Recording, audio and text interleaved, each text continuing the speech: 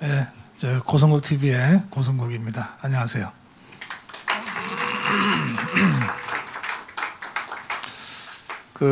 이제 목사님이 주제를 주셨는데 이 주제가 그냥 으쌰으쌰 해서 해결될 주제가 아닙니다. 네, 그래서 제가 우리 스스로를 돌아보면서 여러분과 함께 각오를 다지는 그런 말씀을 좀 몇 가지 드리겠습니다.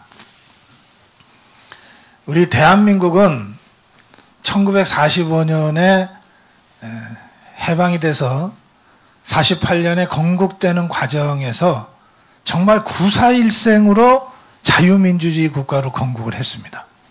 그때도 우리 자유우파가 처한 위치는 절대적인 열세였습니다. 한반도의 절반은 이미 김일성이가 괴뢰 정권을 세우고 있었고, 그 김일성이 바로 뒤에는 스탈린이 모택동이가 딱 후원자로 뭐 돈도 주고 무기도 대주고 심지어는 군인까지 대주고 군사 고문단도 보내고 했던 그런 때고, 우리 한반도의 절반인 남한 내부에서도 보면 제일 역사가 오래되고 조직이 잘 된 조직이 박헌영 조직이었어요. 박헌영의 조선공산당 1920년대부터 조직해서 띄웠잖아요. 그리고 여운형이의 건국준비위원회, 뭐 인민위원회, 이런 조직은 전국 조직이었습니다. 뭐 김대중이도 그 조직의 일원이고 그랬죠. 반면에 이승만 대통령은 홀홀단신 개인 자격으로 미군 비행기 얻어 타고 들어올 수밖에 없었어요. 이승만이라는 이름 석자 말고는 싸울 만한 변변한 무기도 없이 들어온 거예요. 그러니까 이 상황에서 3년 동안 김일성, 박헌영, 스탈린, 모택동의 이 연합 세력과 싸워서 이념 전쟁에서 이겨서 비로소 대한민국이라는 자유민주주의 국가를 건국한 겁니다. 당대의 가장 뛰어난 정치 지도자로 세계적으로 인정받았던 이유가 거기에 있어요. 이승만이라는 이 정치 지도자를 우리 대한민국이 갖게 됐다는 것은 정말로 기적과 같은 운입니다. 그 지도자가 있었기 때문에 절대적으로 불리한 이념 전쟁의 전쟁터에서 우리가 싸워 이겨서 자유민주주의 대한민국을 건국한 겁니다. 그런데 건국만 했을 뿐이고 나머지 모든 조건은 여전히 절대적으로 불리했습니다. 절대적으로 불리했고 그 상황에서 미군까지도 손을 떼게 됩니다. 49년 미군까지도 철수하고 손을 떼게 돼요. 그러니까 전쟁은 뭐 예견됐던 겁니다. 그리고 당시 보십시오. 그 6.25 전쟁에서 대한민국이 살아남고 절반의 승리라도 할 수 있을 거라고 생각했던 사람 당시에 단 한 명도 없었습니다. 전 세계의 정치 지도자들, 군사 지도자들 다들 며칠이면 끝난다 그랬어요. 실제로 3일 만에 서울이 함락됐어요. 일주일 만에 낙동강까지 밀려버리잖아요. 그 정말 절체절명의 국가적 위기 상황에서 또다시 이승만의 리더십, 그거 하나로 이 위기를 극복해내거든요. 그러면서 우리가 절반의 승리를 이끌어냅니다. 그 후에 박정희가 등장해서 지금의 근대화 산업화라고 하는 것을 만들어내죠. 그러니까 전 세계가 해방 후 이 짧은 시간에 근대화와 민주화라는 어느 것 하나도 하기 어려운 이 과제를 동시에 이루어낸 유일한 대한민국이다. 이렇게 평가하게 되지 않았습니까? 이 이승만 시대와 박정희 시대가 없었다면 지금의 우리가 없어요. 그런데 생각을 다시 한번 돌이켜보면 이승만도 여러 차례 죽을 고비를 넘깁니다. 박정희도 여러 차례 죽을 고비를 넘깁니다. 직접 김일성이가 암살하려고 암살단을 파견한 게 여러 수십 번이잖아요.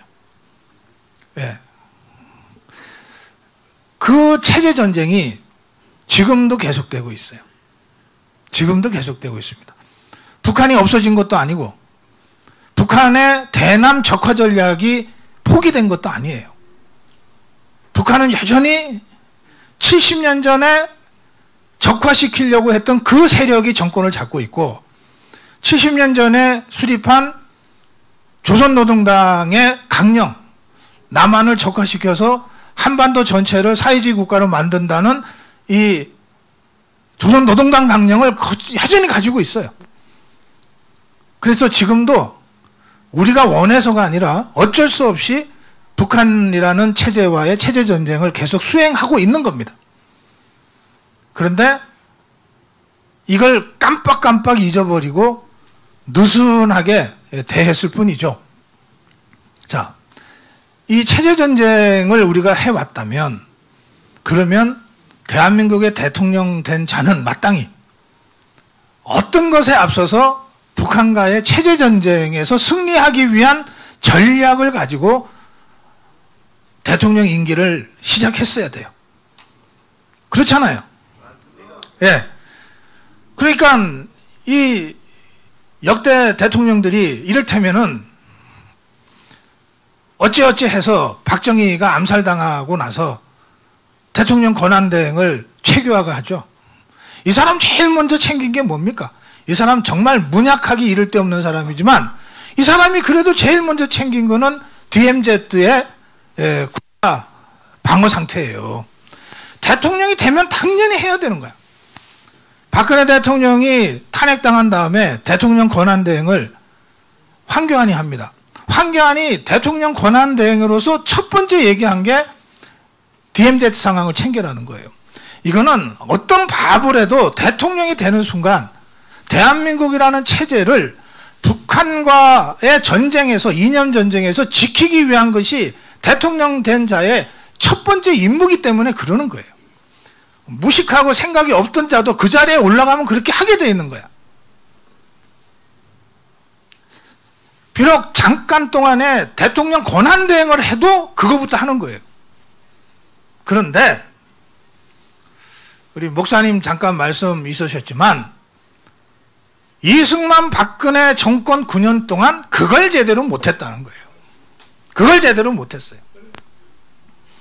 자, 좌파는 단 한 번도 대한민국을 전복시켜서 사회주의로 만들겠다는 목표를 잊어본 적이 없습니다. 그래서 김대중 정권 때 좌파들이 대거 김대중 정권 권력을 이용해서 각 분야에 진출을 해요.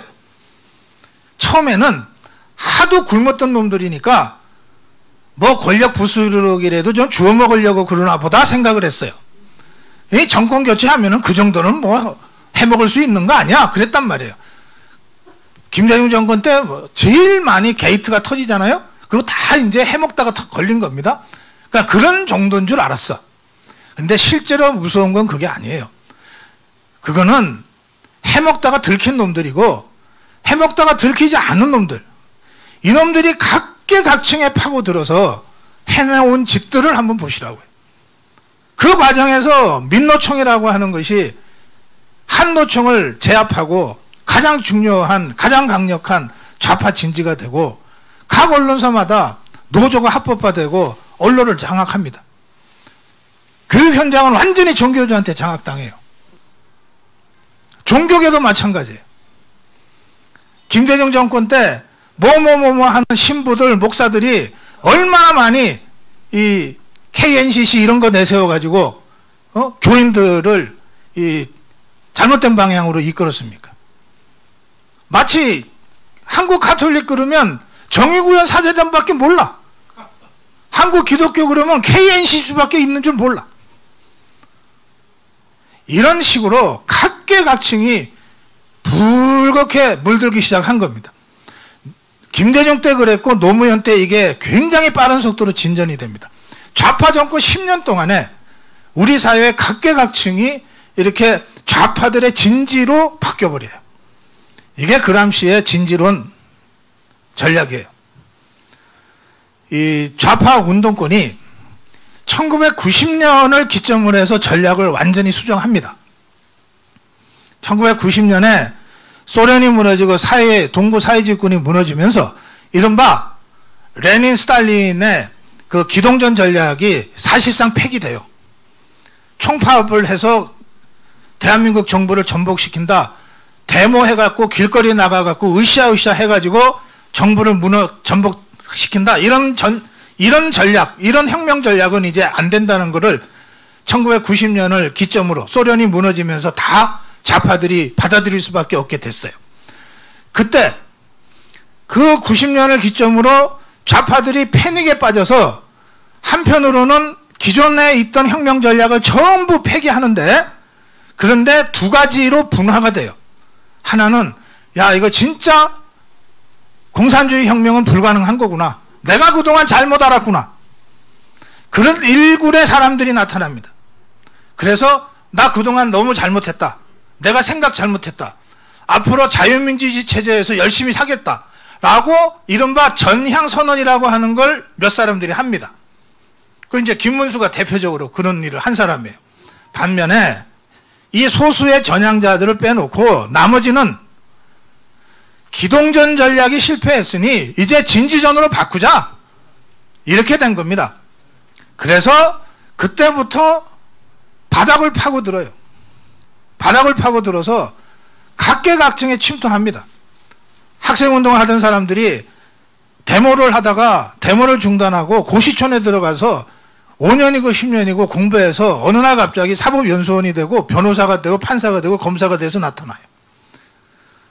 사대 가서 매일날 데모나 하던 애들이 어느 날 갑자기 선생 되는 국가시험 열심히 봐갖고서 그래가지고 어느 날 애들한테 인기 없는 교사로 나타나요.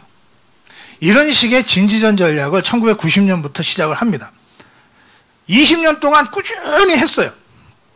1990년부터 2000년대까지 꾸준히 그걸 합니다. 그 과정에서 수천 개의 좌파 진지들을 만들어냅니다. 이 진지들이 어떤 계기를 만나서 모여서 힘을 분출시키고 그 사건이 끝나면 다시 또 자기 진지로 싹 들어갑니다. 이 자들이 나타나서 그 좌파의 힘을 보였던 첫 번째 사건이 광우병 투쟁입니다. 600개 넘는 좌파단체가 순식간에 모여서 공동행동을 하고 광화문을 장악해버리잖아요. 예? 600개 넘는 단체들이, 좌파단체들이. 600개 넘는 좌파단체들이 모여서 연일 촛불을 드니까 그렇게 압도적으로 국민의 지지를 받아서 대통령이 당선됐던 이명박이가 청와대 뒷산에 가서 눈물 쿨쩍쿨쩍 하면서 아침 이슬을 따라 불렀다는 거 아니에요. 이 완전히 이건 자유우파가 좌파 한 줌밖에 안 되는 그 촛불 앞에 무릎 꿇고 백기 항복한 거죠. 이게 싸움을 하다 보면 우리가 불리할 수도 있고 질 수도 있는데 절대 해서는 안 되는 일은 뭐냐? 등을 보이는 거야. 죽어도 등을 보이면 안 돼. 절대 쫄면 안 된다고. 근데 이 대통령이라는 자부터 등을 보이고 쫄아가지고 고개를 떨구고 눈물을 흘리고 그랬단 말이에요. 그 이명박 정권을 그 이후에 좌파들이 그걸 대통령으로 인정했겠어요? 정권으로 인정했겠냐고. 우리 자유파가 완전히 그때 새 싸움에서 져버렸어요. 기세 싸움에서 져버렸어. 그 다음부터는 그냥 이명박이가 월급 받는 대통령으로는 있었지만 그거 더 이상 우리 우파 정권 아니었어요. 그걸 이어서 박근혜 정부가 들어섰습니다. 그러면 제정신 차리고 이명박 정부 5년 동안 허송세월 한 거 제대로 만회해서 좌파들의 진지들을 하나하나 공략을 하고 적어도 조사라도 하고 했어야 되는 거잖아. 사실은 그걸 박근혜 정부 초기에 하려고 했어요. 그래서 어느 단체가 대한민국의 정부의 지원을 받으려면 적어도 대한민국 헌법은 지켜야 되잖아. 대한민국 정부의 방침, 국정운영 원칙에 대해서는 동의를 해야 지원을 하든지 말든지 할 거 아니야. 어느 단체가 그런지 안 그런지를 조사를 하게 됐어요. 조사 안 할 수는 모르니까. 그 조사했다는 그거를 나중에 블랙리스트라 그러면서 뒤집어 씌워서 감옥을 가게 된 거예요. 또 조사를 하다 보면 대한민국 헌법을 부정하는 단체, 박근혜 정부의 정부 방침에 반대하는 단체가 있는가 하면 대한민국 헌법을 강조하고 박근혜 정부의 입장을 동의하면서 뭔가 활동하는 단체들도 있는 거 아니야. 반대하는 단체의 명단을 적어놨는데 이게 블랙리스트야. 그래서 몇 명 감옥 갔어. 이게 대한민국 헌법 가치에 맞는 단체 활동을 하니까 좀 지원이 필요해라고 또 명단 만들어서 썼어. 이게 화이트리스트라는 거예요. 그래, 저는 이게 블랙리스트고 이게 화이트리스트면 안 하는 게 바보지. 국가 권력은 그런 거 하라고 준 거지. 이명박 정부는 이것도 안 했다는 거 아니야. 이것도 안 해서 이것 때문에 감옥에 간 사람이 한 놈도 없다는 거 아니야. 저는 그 점에서는 박근혜 정부가 이명박 정부보다 조금은 나았다고 생각해요. 다만 서투르게 하는 바람에 좌파들한테 괜히 핑계나 주고 빌미나 주고 그래갖고서 대대적으로 역풍을 맞게 된 거예요. 좌파가 왜 박근혜 대통령을 쫓아내려고 촛불을 들었나? 저는 대북 강경 정책, 대북의 북한에 대한 원칙적인 입장, 이게 좌파들로부터 촛불을 들게 만든 직접적 원인이라고 생각해요. 이 좌파들은 북한과 따로 있는 존재가 아니잖아요. 북한과 한 몸이잖아. 한 몸이잖아. 그러니 김정은이가 박근혜 정부 때 얼마나 힘들었냐고. 여러 전문가들 얘기를 들어보면 조금만 더 밀었으면 끝났다는 거거든. 유엔 제북 제재, 오이사 대북 조치, 이걸 가지고 조금만 더 밀어뜨렸으면 김정은이 그냥 벼랑에서 떨어졌다는 거거든. 거의 95%까지 북한의 멱살을 잡았다는 거거든. 북한이 살 수 있는 유일한 뒷문이 중국인데 중국까지도 미국 정부가 강력하게 전방위로 압박을 했기 때문에, 그리고 그 중국의 협조를 얻기 위해서 박근혜가 그 전성국 행사까지 갔기 때문에 그런 것까지 전부 합쳐서 전방위로 지금 북한 멱살을 딱 잡아서 나머지 5% 정도만 꽉 잡아 채면 이제 여기는 끝낼 수 있었거든. 북한 입장에서는 박근혜 제거하는 거 말고는 이 위기를 탈출할 방법이 없었던 거예요. 정상적인 방법으로는 안 되는 거예요, 제거가. 그래서 촛불을 들고 최순실이 같은 자를 끌어들이다가 떡칠을 해가지고 탄핵시키고 감옥에 보냈다고 난 생각합니다. 그리고 나서도 우리의 선거 지형이 그리고 나서 치러진 선거에서도 문재인이가 41% 간신히 해서 되는 거예요. 대한민국이 70년 동안 좌파와 이념 전쟁을 하면서 여기까지 자유민주주의 시장경제 체제를 발전시켜 왔는데, 설사 최순실이가 나타났다고 한들 국민들의 정치의식 수준이나 이념적 배치가 하루아침에 어떻게 확 바뀌냐고. 그러니까 2017년 선거에서도 이번에 윤석열이 안철수가 단일화 했듯이 홍준표하고 안철수가 단일화만 했으면 이긴다고. 그때 그걸 못하는 바람에, 그걸 못하게 좌파들이 공작을 성공시키는 바람에 진 거예요. 그래서 저는 박근혜 탄핵 사건은 기본적으로 체제전장의 연장선에 있는 사건이고, 북한의 최대 위협 상황에서 어떻게든 박근혜를 제거하기 위한 그런 좌파 연합에 의한 체제 탄압이었다, 이렇게 생각해요. 박근혜 개인이 탄압당한 게 아니고, 박근혜 개인이 탄핵당한 게 아니고, 자유민주주의, 대한민국 자유민주주의 시장경제 체제가 탄핵당한 거예요. 그렇기 때문에 우리가 박근혜 개인이 뭐라서가 아니라 박근혜의 명예회복은 대한민국 자유민주주의 시장경제 가치의 회복인 거예요. 그 점에서 우리 모두의 과제라고 생각하는 것이고, 이번 대통령 선거의 승리도 그 좌파들의 체제전쟁에 대한 결정적인 이 분기점이 되는 선거다, 이렇게 저는 생각하는 겁니다. 그래서 좌파들이 단일화 이후에 자기들이 졌다고들 직감하니까 최대한 다 모이는 거예요. 자기들이 이길 것 같으면 저렇게까지 안 모여. 사전투표 50%가 뭐야 도대체. 예? 정말 마지막 한 방울까지 짜내서 지금 결집하고 있어요. 체제전쟁에서 질 것 같으니까.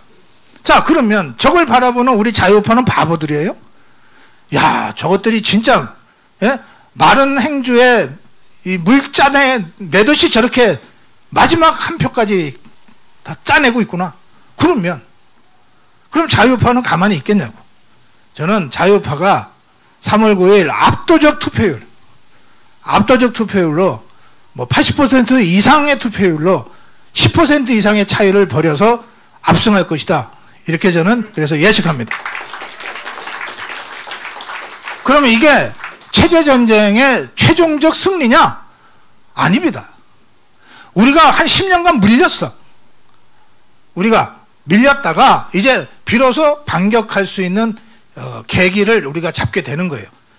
3구 대선에서 이기면 그동안 수십 년 동안 좌파들이 각계각층에 구축해놓은 이 좌파 진지들을 하나하나 파괴하고 폭파하고 해체하고 그리고 다시 이승만 박정희 대통령이 만들어 놓은 자유민주주의 이 기지들로 자유민주주의 이 캠프들로 진지들로 재구축을 해야 되는 그 일의 출발점에 서 있는 거예요. 그러면 지금은 선거라는 방식을 통해서 자유파와 좌파가 투쟁하지만 대통령 선거에서 이겨서 윤석열 정부가 출범하는 순간 이제는 선거라는 방식이 아니라 온 사회 영역에서 교육 현장에서 종교 그 기도회에서 또는 방송국에서 좌파와 자유우파 간에 끝없는 이념 투쟁이 곳곳에서 전개될 수밖에 없는 상황이 된다는 겁니다. 그리고 저 좌파는 그런 이 진지전 상황에서 뭐라도 트집 잡으면은 다시 광우병의 추억을 호출할 거고 박근혜 탄핵할 때에 그 600여 개의 좌파단체들이 일사불란하게 움직여서 다시 광화문을 장악하려고 할 거란 말이에요. 그러니까 우리가 한 번 당하면은 실수인데 두 번 당하면 바보지. 근데 광우병에도 당하고 박근혜도 당했으니까 이번에 또 당하면 세 번째나 당하는 거 아니야. 에? 다 한강 빠져 죽어야지 그 정도 되면. 그래서 정광훈 대표님이 지금부터 경고하는 거예요. 대선에서 승리하면 그날부터 좌파와의 전면적인 이념 투쟁이 다시 시작되는 거다. 그걸 하기 위해서 좌파들이 포진하고 구축해놓은 각계각층의 진지를 하나하나 해체해 나가는 문화 헤게모니 전쟁을 우리가 수행해야 된다. 그런데 저도 이 대목에서 우리 정광훈 대표님의 의견에 전적으로 공감합니다. 뭐냐? 이 싸움을 국민의힘이 할 능력이 있냐? 없다. 국민의힘이 할 자격이 있냐? 없다. 결국은 우리 자유파 시민들이 해야 된다. 광화문 혁명을 했던 그 혁명에 국민들이 해야 된다는 거예요. 그 광화문 국민들 이끌고 좌파들과 전면적인 문화 헤게모니 투쟁을 할 최전선에서는 전사들이 누구냐? 그게 바로 여러분들 유튜브들이라는 겁니다. 저도 대선 승리는 의심치 않고 대선 승리 이후에 전개될 이런 전면적인 이념 투쟁을 예감하기 때문에 그 이념 투쟁 전쟁 과정에서 필요한 어느 곳에서든 좌파들과 투쟁하기 위해서 준비를 하겠습니다. 저는 오늘 이 자리에 함께 계신 이 자유우파 유튜브 동지 여러분께도 그러한 훨씬 더 진한한 좌파와의 끝없는 이념전쟁, 마지막 문화전쟁, 마지막 헤게모니 전쟁이 기다리고 있다. 그 전장터에 정광훈 목사님과 함께, 정광훈 대표님과 함께 선봉에 나설 그런 각오를 다집시다. 이 말씀을 마지막으로 드리겠습니다. 네, 고맙습니다.